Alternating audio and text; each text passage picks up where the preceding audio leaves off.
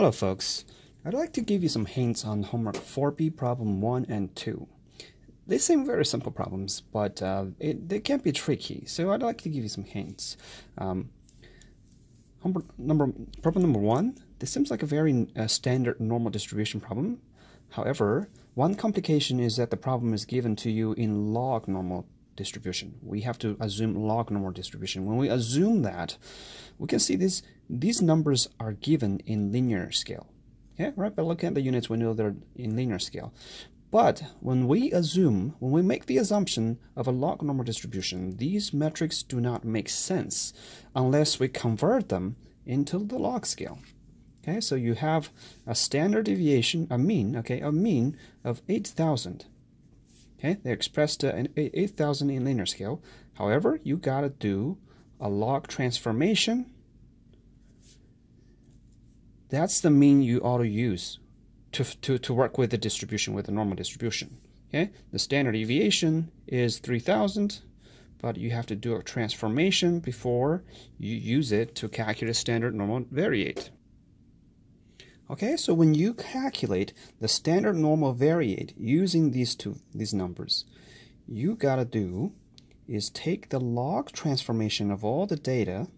Here, the variable of interest for problem 1 is 12,000 minus the mean, which is log of 8,000 over the log of 3,000.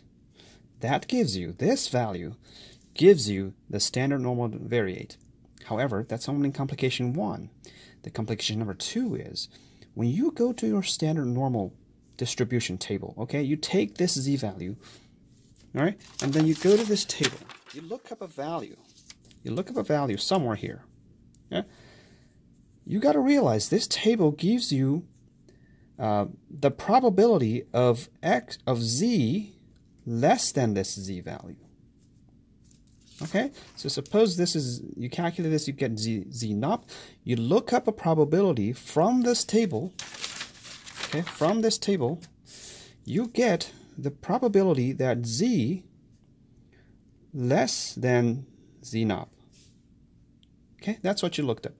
However, the problem here asks, what is the probability that this flood exceed that value? So the problem actually asks you, what is the probability of this? Okay, suppose you read off a number from the table.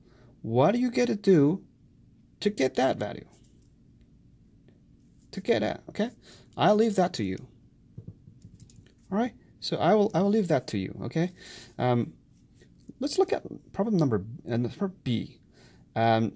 We have to determine the magnitude of the return period of 25 years, okay? So we have a P of X greater than XT of 25 years, okay?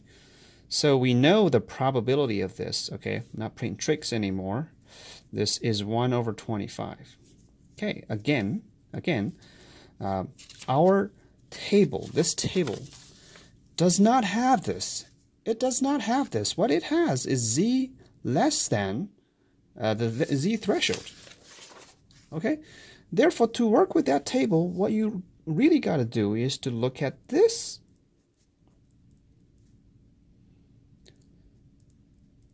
Which is actually 1 minus this, and 24 over 25. Well, you calculate that. You go to this table. Okay, you find out. Okay, now this is the value. You do this calculation. That's the value here. That's one of the values here. You find the one that's nearest to it. You can do interpolation. I don't care. You can find the closest value. Normally, it doesn't differ that much.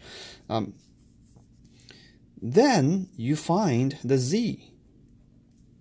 Okay, you find the z of x less than xt equals to 25 years. What is the corresponding z? Okay, look up this value from this table. Okay, then search for the corresponding z.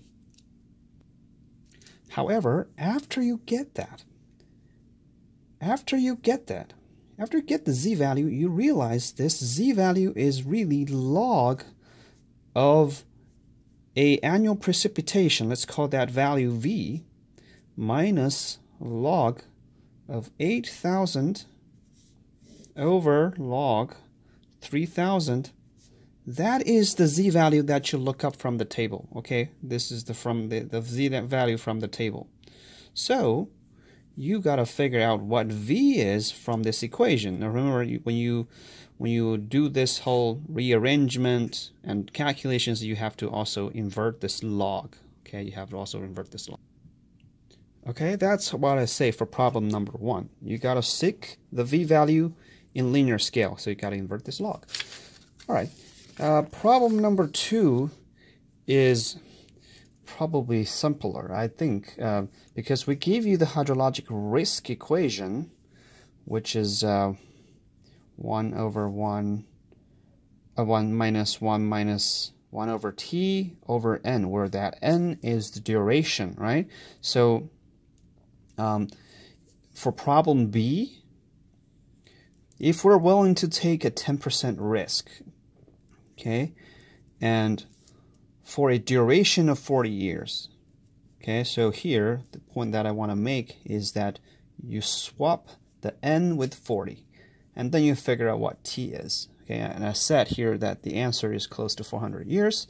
All right, then when we come to C, all right, this is a very similar problem, okay, very similar problem to what we've previously done with problem number 1, very similar.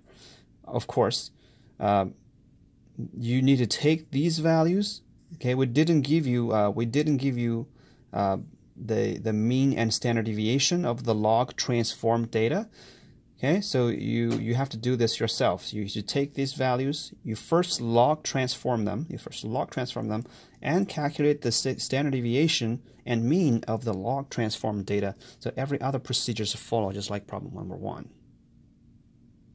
All right, guys, that's what I want to say today. Thank you.